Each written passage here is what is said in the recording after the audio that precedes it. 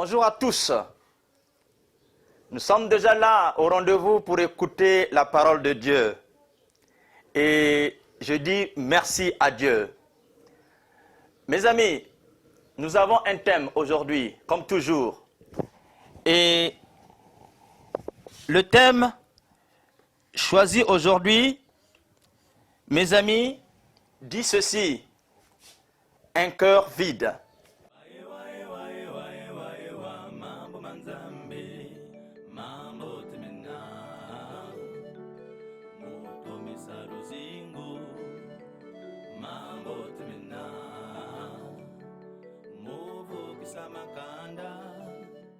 Mes amis, cet homme, dans son village, mène une vie difficile, une vie précaire. Au-devant des situations qu'il rencontre dans son village, son cœur est angoissé, son cœur est brisé, son cœur est vide.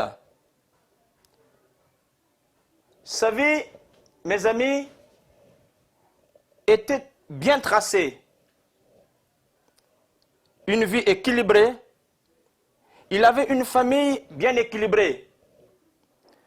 Mais, chemin faisant, il y a un constat qui se fait. Tout s'écroule. Tout s'effondre. Alors, beaucoup de gens, comme lui, au-devant de cette réalité, chercheront des possibilités de comment combler le vide constaté. Les possibilités de comment sortir de cette situation. Il y a une chose, mes amis, qu'on peut dire au-devant de cette réalité. Les choix sont nombreux, multiples, pour sortir de cette situation.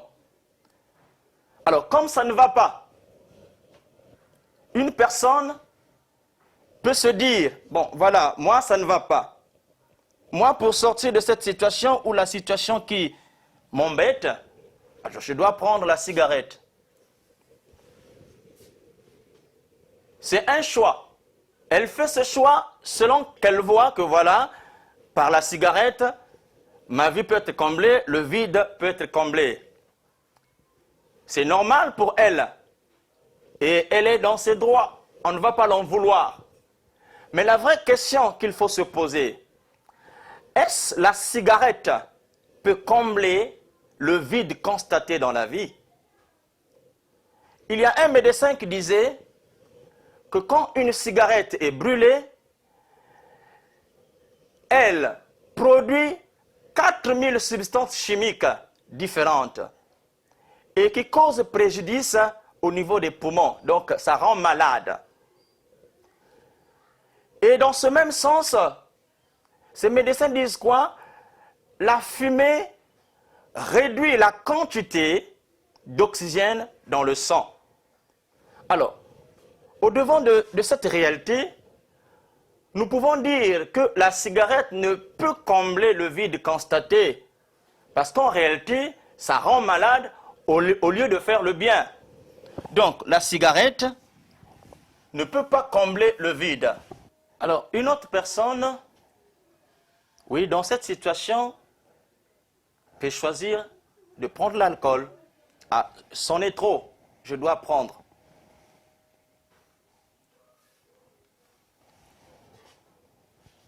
C'est un choix. Et c'est normal pour elle parce qu'elle pense que l'alcool va combler le vide constaté. Et on ne va pas l'en vouloir parce qu'elle est libre de choisir. Mais la vraie question qu'il faut se poser, toujours est-il, est-ce l'alcool peut combler le vide constaté dans la vie? Un médecin disait que l'alcool cause des maladies cardiovasculaires. Aussi, modifie l'état mental de la personne. Alors, donc, nous pouvons inférer que l'alcool ne peut combler le vide constaté dans la vie. Alors, Il faut sortir de cette situation, combler le vide constaté dans la vie. Une autre personne peut se dire, ah, moi, pour sortir de là où je suis, vraiment, je suis fatigué, je dois prendre la drogue.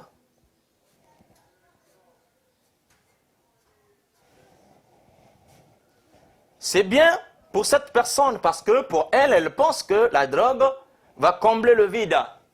C'est un choix et c'est normal pour elle. Elle est libre de choisir. Mais toujours, il nous faut poser cette question. Est-ce la drogue peut combler le vide constaté dans la vie? Les chercheurs ont dit quoi? La drogue cause des problèmes dans l'organisme, des troubles mentaux, des troubles de mémoire. Ça cause quoi? Ça cause de l'insuffisance cardiaque. Et même il y a ceux-là qui ont contracté le sida ou des maladies sexuellement transmissibles à cause de la drogue. Alors, au lieu que la drogue apporte le bien, non, c'est le mal qu'elle apporte. Alors, ce qui sous-entend que la drogue ne peut combler le vide constaté dans la vie. Oui, une autre personne, dans la recherche du bien-être, dans la recherche de comment combler le vide constaté, elle peut se dire, moi, je dois avoir beaucoup d'argent.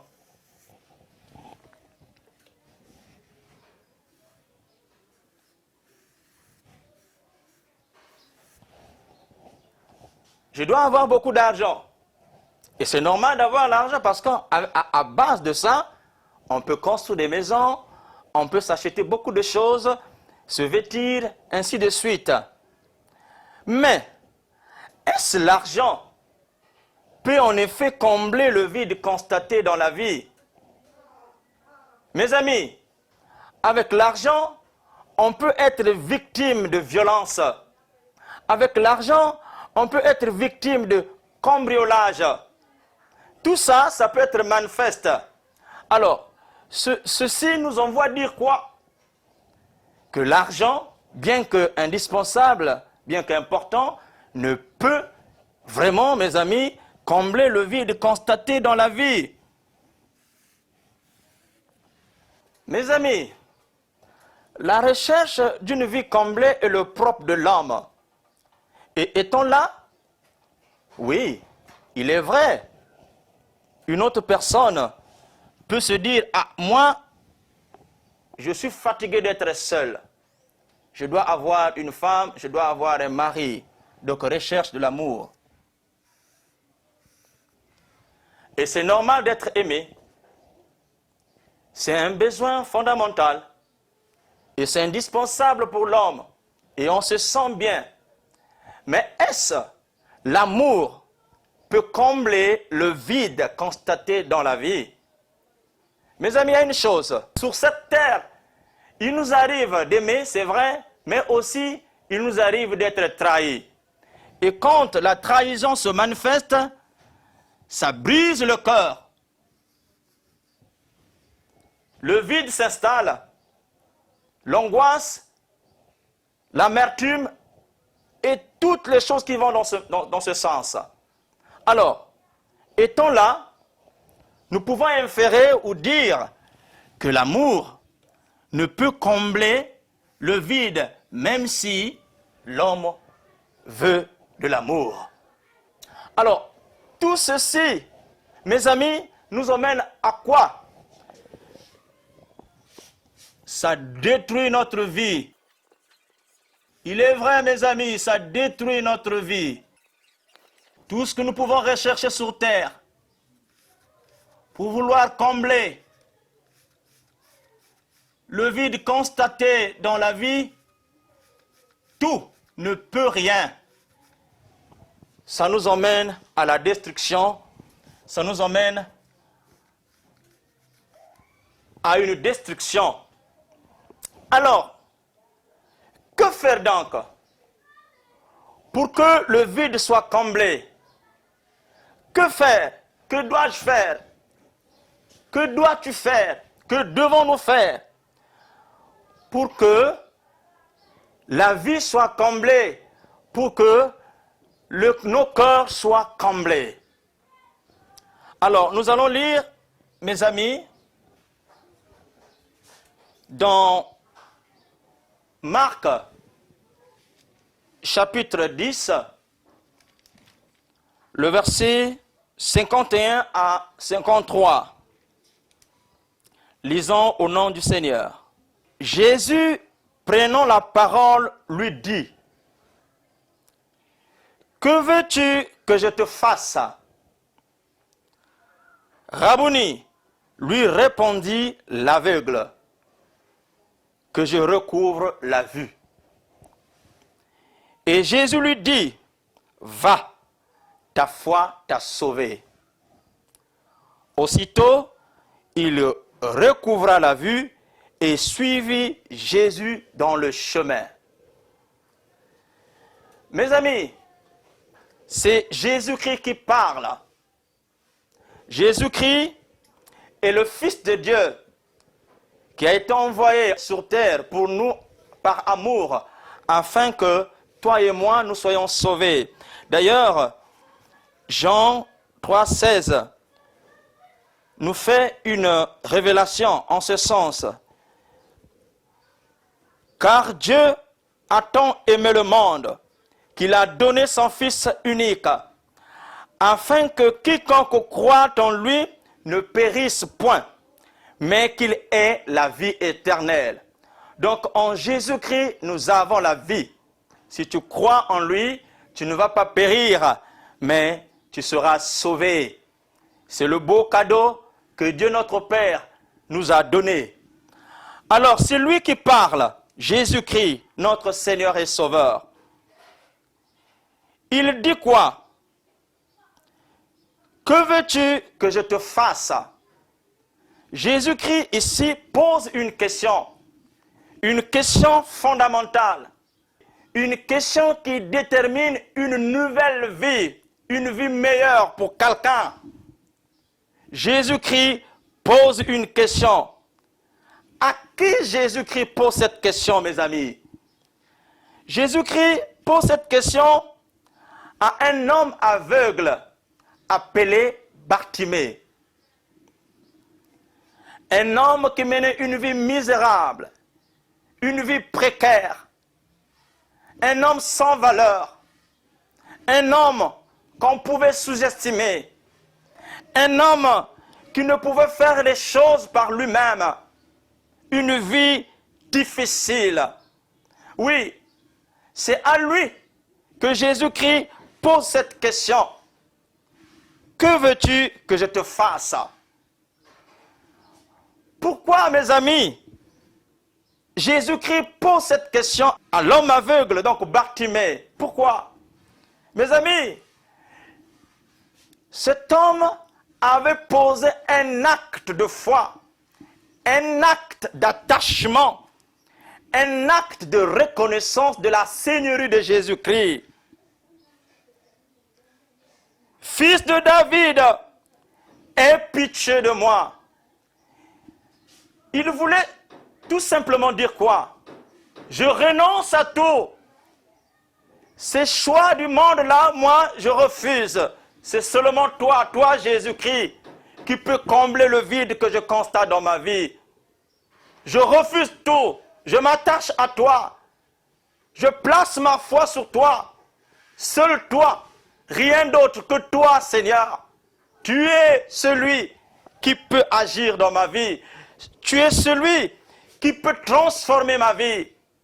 Tu es celui qui peut agir de façon que je me retrouve. Alors donc, Bartimée, en disant « Aie pitié de moi », fait ce genre de déclaration. Il demande la pitié de Jésus-Christ. Donc, il s'humilie, il s'abandonne. Il se voit quelqu'un qui ne peut rien, mais il peut par Jésus-Christ. Et qu'est-ce que Jésus-Christ fait, mes amis? Oh, il est merveilleux d'avoir Jésus-Christ dans sa vie. Jésus-Christ est ton Seigneur. Jésus-Christ est ta lumière. Et en Jésus-Christ, le salut va être manifeste dans ta vie. Alors,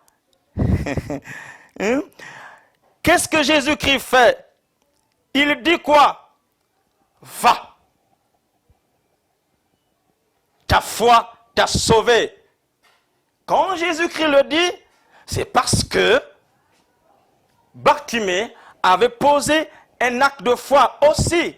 Il avait demandé à Jésus-Christ, je veux recouvrir la vue. Je veux voir encore. Et Jésus-Christ lui dit, ta foi t'a sauvé. Et par la suite, qu'est-ce qui se passe? 53, le verset 53 nous révèle la suite. Aussitôt, il recouvra la vue. La vie comblée, mes amis. Jésus-Christ s'est manifesté dans la vie de cet homme et cet homme s'est retrouvé. Alors, que dois-tu faire? Mon ami, ce que tu as à faire, c'est ce que Bartimée a fait. S'abandonner, s'offrir, donner sa vie à Jésus-Christ, avoir confiance en lui et par la suite, la vie sera comblée. Il y a une chose que nous devons tous savoir. Dieu nous aime tous. Dieu nous aime. Et il a un plan merveilleux pour tout le monde. D'ailleurs, la Bible dit ceci. Il a des projets de bonheur et non de malheur pour toi. Alors, ça veut dire quoi? En lui, tu as cette possibilité que ta vie soit comblée, que ton cœur soit comblé par Jésus-Christ. Mais une chose est vraie. De tout ce que nous faisons, les choix que nous faisons, les choix nous séparent de Dieu. Ce qui nous empêche et qui peut nous empêcher de vivre le plan de Dieu en Jésus-Christ. Comme Bartimée le vit. Et il est vrai que Dieu a envoyé son Fils sur terre pour toi et moi, afin que tu sois sauvé, afin que nous soyons sauvés. Alors, à cause de tout ceci, à cause de nos choix, ce qui fait à ce que nous nous retrouvons dans des situations difficiles encore, la Bible nous dit ceci, qu'à cause de cela, Jésus-Christ a été crucifié. On l'a fait porter une couronne de pine. Il a été cloué. Et son sang a coulé à Golgotha pour que toi, tu sois pardonné de tous tes péchés, pour que tu sois sauvé. Et la Bible nous dit ceci, Jésus-Christ est mort et ressuscité. Alors, tout ceci te met dans cette situation de destruction. Donc ici, tu es mort. Alors, si tu veux vivre comme Bartimée a vu la lumière de Dieu dans sa vie, il te faut renoncer à tout ceci et t'attacher à Jésus-Christ, avoir confiance en lui, donner sa vie, j'allais dire ta vie à lui. Oui, l'accepter comme Seigneur et Sauveur. Alors, même si tout ceci t'a emmené à la destruction, en Jésus-Christ, tu vivras. C'est la restauration. C'est la délivrance. Et ton cœur ne sera pas vide, mais plutôt un cœur comblé.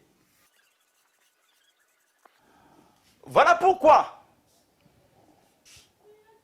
mon ami, toi qui as Jésus-Christ, qui as déjà accepté Jésus-Christ, ne laisse pas que les pensées t'entraînent à refuser la Seigneurie de Jésus-Christ ou ce que tu vis. Mais plutôt ce qu'il y a à faire, c'est faire comme Bartimée, demander la pitié de Jésus-Christ. Aie pitié de moi. Et comme il est le même hier, aujourd'hui, éternellement, il ne change pas, il fera, tu vivras la vie. Tu vivras ce que Bartimée a vécu. Demande seulement et tu verras.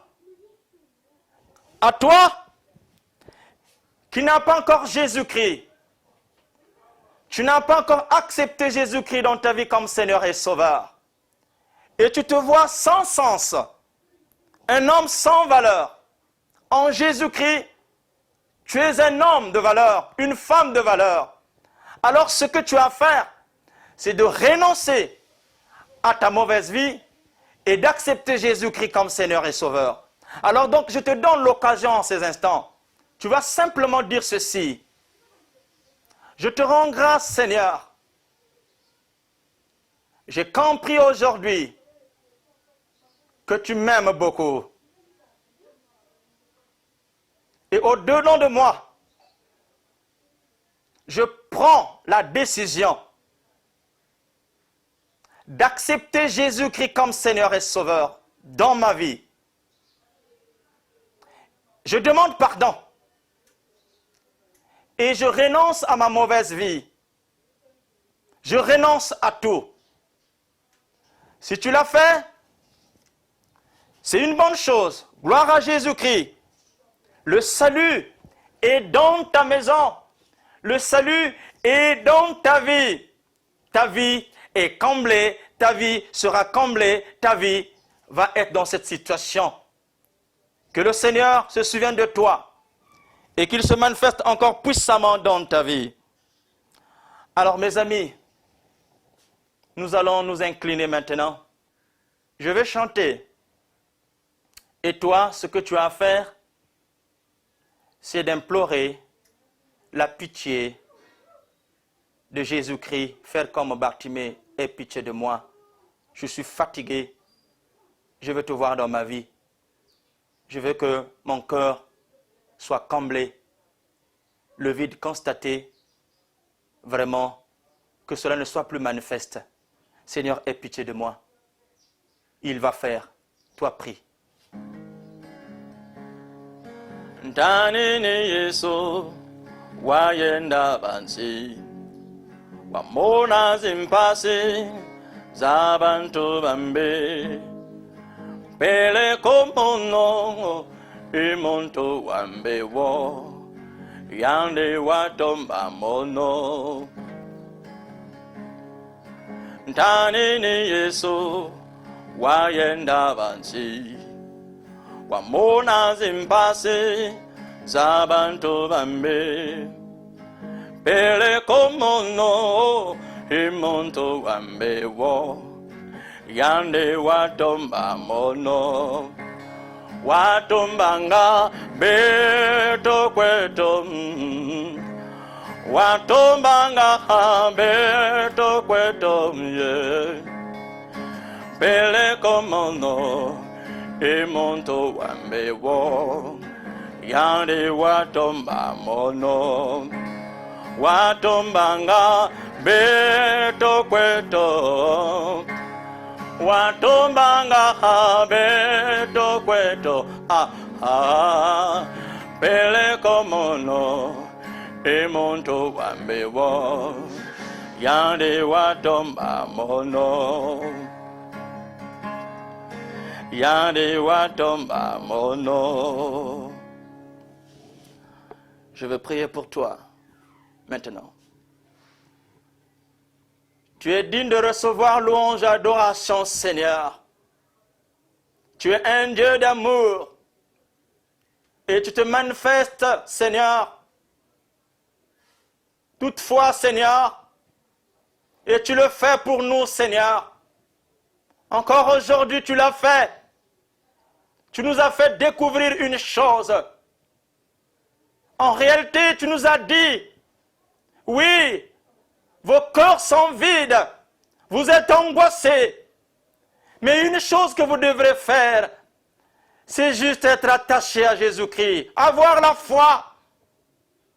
Ô Seigneur, comme Bartimée, nous venons auprès de toi pour te dire, aie pitié de nous, aie pitié de mon frère, aie pitié de ma soeur, agis en sa faveur, agis en leur faveur, donne-leur de retrouver, Seigneur, le sens de leur vie. Ils sont enchaînés, Seigneur, par l'alcool, par la cigarette, par beaucoup de choses. Donne-toi, Seigneur, à agir, afin que la délivrance soit manifeste, Seigneur. Ils dépendent de ces choses, Seigneur. Parfois, Seigneur, ils prennent des décisions. Aujourd'hui, je dois laisser la cigarette. Je dois laisser la boisson, l'alcool. Je dois tout laisser. Mais cependant, ils n'arrivent pas, Seigneur. Oh Dieu, manifeste ta puissance.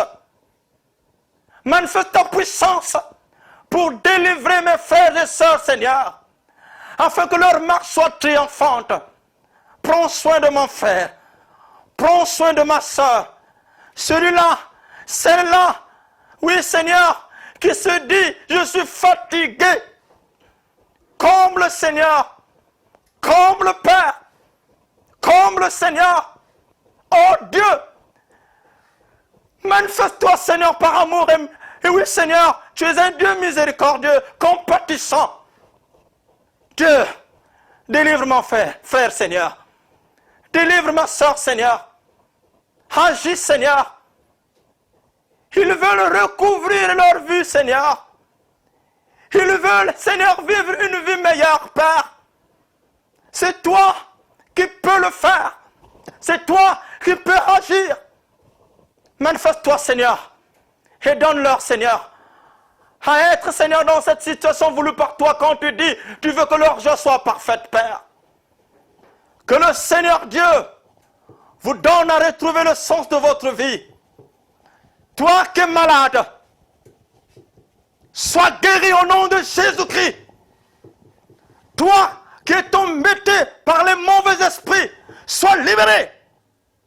Quelle que soit la forme, mari de nuit, femme de nuit, au nom de Jésus-Christ, sois libéré. Toi, tu es enchaîné, tu es lié par beaucoup de choses. Aujourd'hui, dans le nom puissant de Jésus-Christ, sois délivré, sois délié au nom de Jésus. Toi, angoissé, toi, le cœur est brisé, que la paix de Dieu te soit accordée. Que la paix de Dieu te soit donnée. Que la paix de Dieu soit manifeste dans ta vie. Oh Père, je te rends grâce Seigneur, de ce que tu écoutes les prières adressées à toi. Tu exauces Seigneur, et tu te manifestes à cause de ton amour dans la vie de tes enfants. Merci Seigneur, merci Père, merci Seigneur, parce que mon frère est délivré par toi. Merci Seigneur, parce que ma soeur est délivrée par toi. Oh Dieu, sois élevé, sois magnifié, sois exalté, sois béni, aujourd'hui et éternellement dans le nom de Jésus-Christ. Alléluia, gloire à toi Seigneur. Alléluia, gloire à toi. Gloire à toi. Gloire à toi Seigneur. Merci Père, de ce que tu te manifestes dans la vie de mes amis, mon frère et ma sœur. Merci encore dans le nom puissant de Jésus-Christ. Amen. Jésus-Christ est vivant. Et si tu crois en lui, tu vivras. Mes amis, nous sommes à la fin. Si tu as été béni, n'hésite pas de partager cette vidéo à ton frère. Lui aussi, il doit être béni comme toi, à ta sœur. Voilà. Que le Seigneur se souvienne de vous et qu'il vous accorde encore ce qu'il faut pour vous afin que votre marche soit triomphante. Que le Seigneur vous bénisse.